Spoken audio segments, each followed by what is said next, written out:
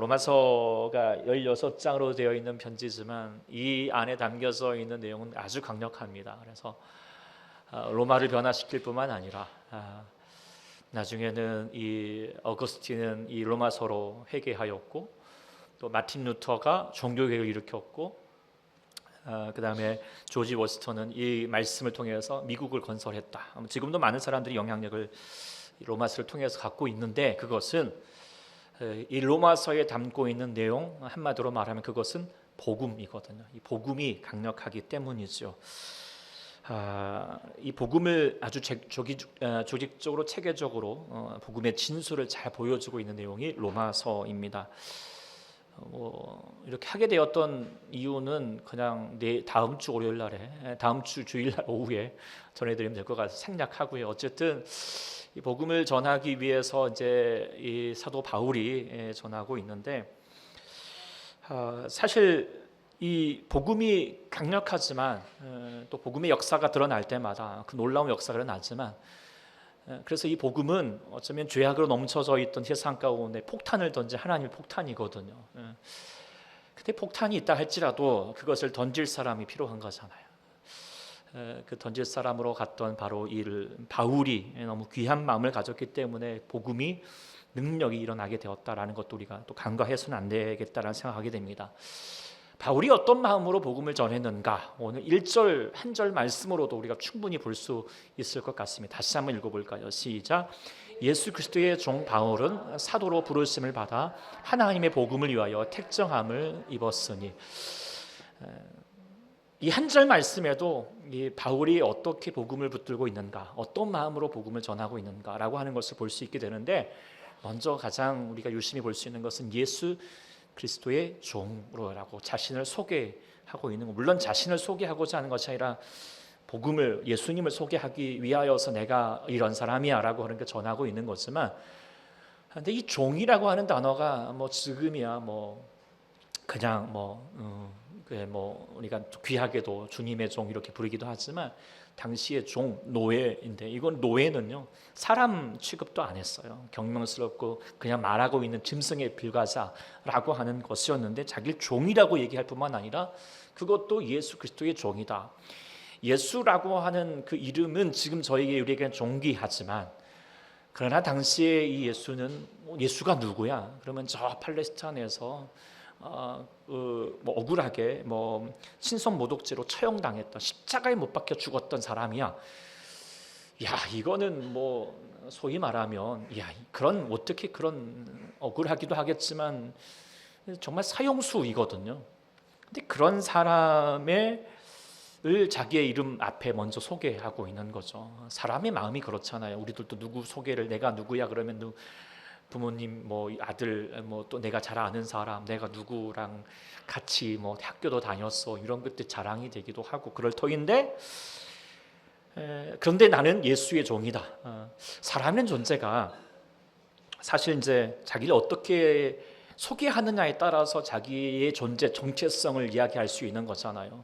그래서 우리는 사람 하면서도 어디 가서도 저도 목사라고 말하는 것도 어쩔 때는 부끄러운 때도 있고, 그렇지만 또 사람들은 무슨 장자 달리면 내가 사장이고 화장이고 장자 좋아하잖아요. 이걸 붙여서라도 그렇게 전하고 싶은 것은 자신의 존재가 이거를 통해서 증명되는 것처럼 생각하고 있는 것인데, 오늘 바울의 자기소개는 기가 막힌 거죠. 예수 그리스도의 종이다라고 말하는 것은요, 결국 뭐냐면 나는 나의 존재를 증명하기 위해 살아가는 존재가 아니라 예수라고 하는 분을 증명하기 위해 살아가는 존재다라고 하는 것을 강조함이라는 거죠. 사람이라는 존재가 끊임없이 자기를 드러내고자 하잖아요. 우리들도 SNS나 하고 팔로우하고 여러 가지 하는 것들 통해서 무엇을, 나라는 존재 한번 어떻게 쓰든지 좀 꾸며서라도 사람들에게 박수 받고 싶은 거잖아요. 좋아요 이렇게 칭찬받고 싶은 거잖아요.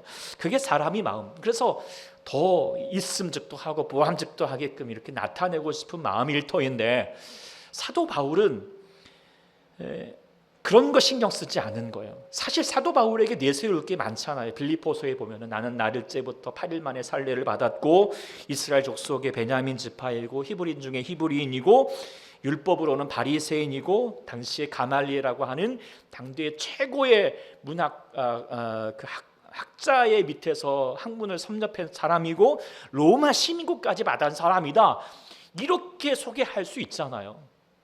근데 그런 것 다 내려놓고요, 나는 예수 그리스도의 종이야, 이거 하나로만 충분하게 지금 이야기 말하고 있습니다.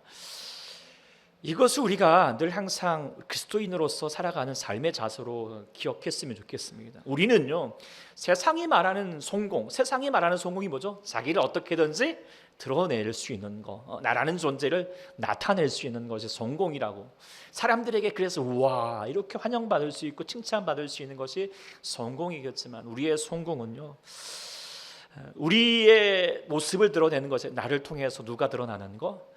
예수님이 드러나는 것이 귀한 성공인 줄 믿습니다.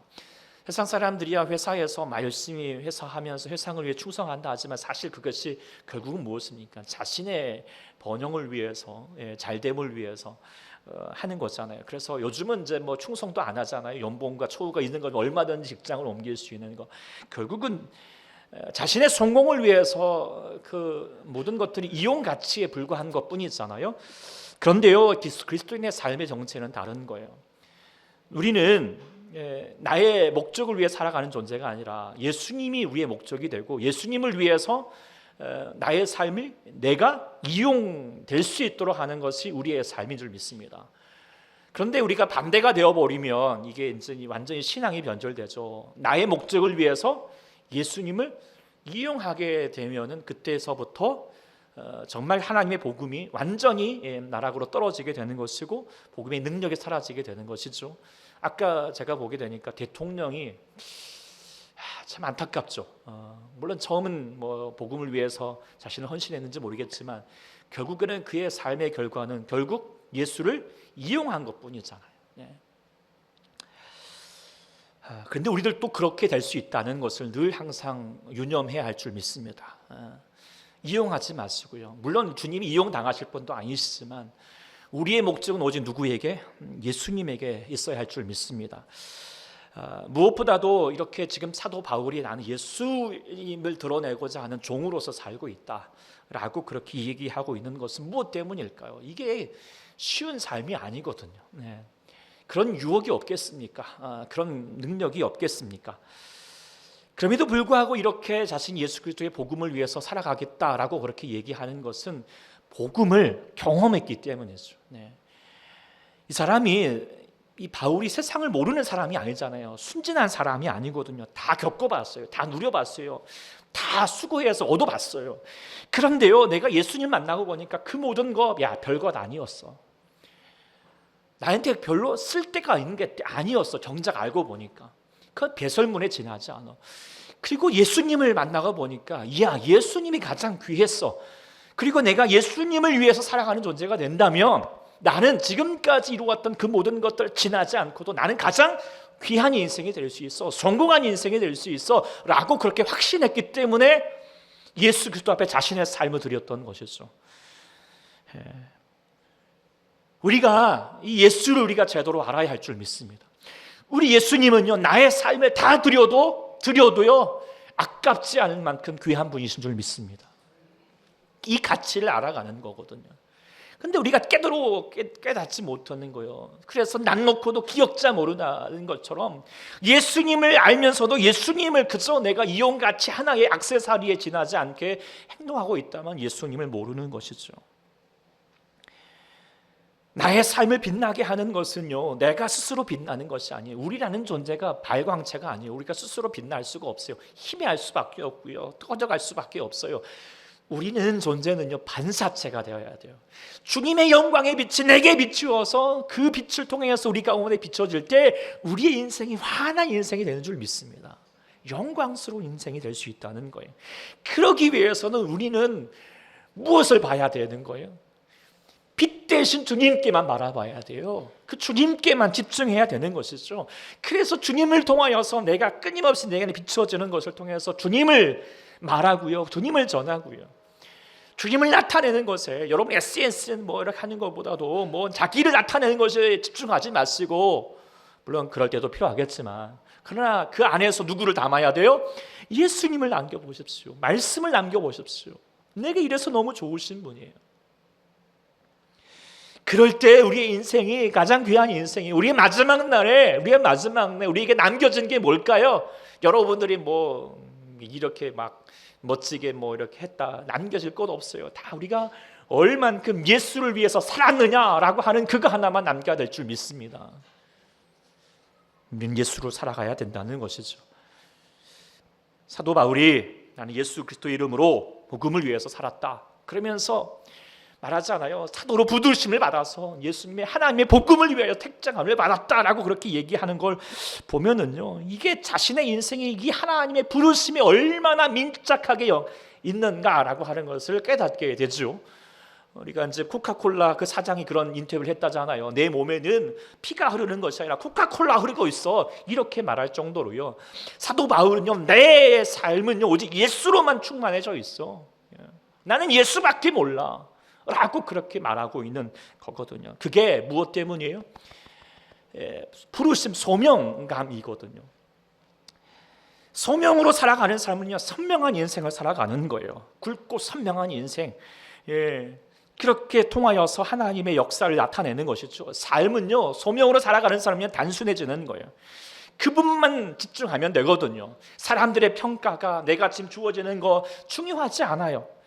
하나님으로 통하여서 나에게 주어졌던 것들을 붙들고 나아가는 자가 다시 한번 우리 안에서 하나님의 영광을 통해서 가장 귀한 영광으로 이루어질 것이니까 주만 바라보는 것이죠. 바울만 소명을 받은 것이 아닌 줄 믿습니다. 우리가 구원받은 예수 만난 사람은 다 소명자예요. 그렇잖아요. 그래서 아주 먼 옛날 하늘에서는 당신을 향하신 계획이 있다고요.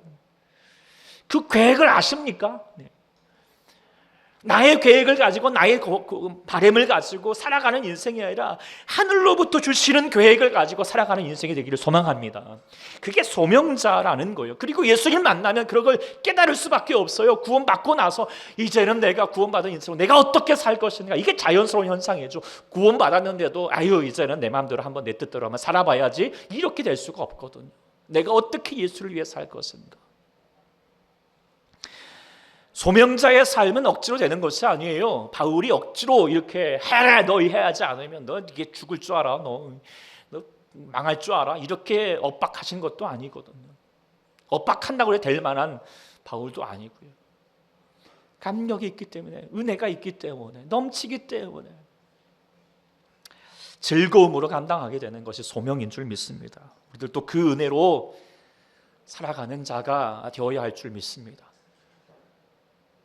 제가 우리 김아라 선교사님, 우리 또 기정현 선교사님도 있지만 다시 간다고 할 때 사실 많이 말리고 싶었어요. 네.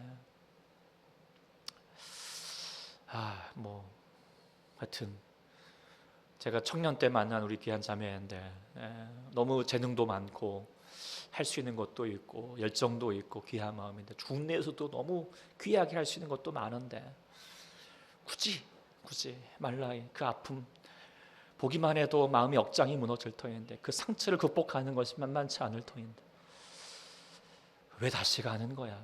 이런 생각이 들잖아요. 왜 다시 갈까요? 네. 아까 분명하게 아직은 모른다고 하지만 아마 계속해서 이제 발견하는 과정 가운데 있겠죠. 예수님 때문에 가겠죠. 네. 붙잡혀서 가는 거예요. 이끌려서 가는 거예요. 억지로 가라고 해서 제가 갈 수 있게 하는 것이 아니잖아요. 그렇게 살아가는 종으로서 살아가는 자가 되어가면 어떤 인생보다도 가장 귀한 인생으로, 빛나는 인생으로 살아가게 하실 줄 믿습니다. 그리고 주님이 가장을 통하여서 주의 영광을 나타내실 거고요. 복음이 무엇일까? 그 복음이 완전히 쓰러져 가고 있고요. 그 말라의 땅에 하나님 예수 믿는 나라라는데 예수는 어느 존재조차 없고 사라지는 이 땅에 예수로 사는 것은 이거야 라고 하는 것을 그의 삶을 통하여서, 그 어려운 그 이웃들, 무엇보다도 장애인들을 통하여서 나타내게 될 줄 믿습니다.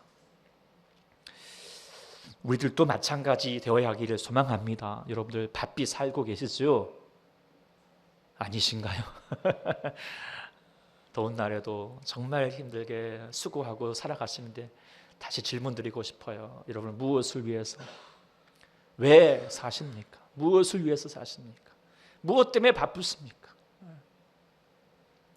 우리가 바삐 사는 것이 중요한 것이 아니라 과연 나는 무엇을 위해 사는 것인가? 내가 누구를 위해서 사는 것인가?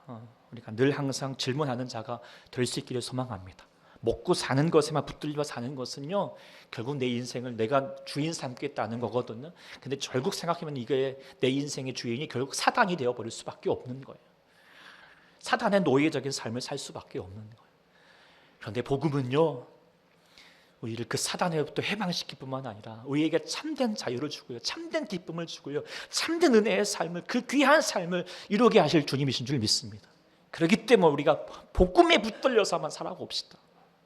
오늘 또 수고하시고 1개월 동안 또 수고하시겠지만 나는 복음으로 삽니다 라고 하는 그런 마음을 가지고 한 주간 또 귀하게 살아갈 수 있는 우리 모두가 될 수 있기를 소망하고요, 또 우리 말라이에서 수고하시는 우리에게 한 우리 두 분을 위해서도 이제 네 명인가요? 4명을 위해서도 계속해서 기도해 주시고 같이 주의 영광을 나타낼 수 우리 모두가 될 수 있기를 소망합니다.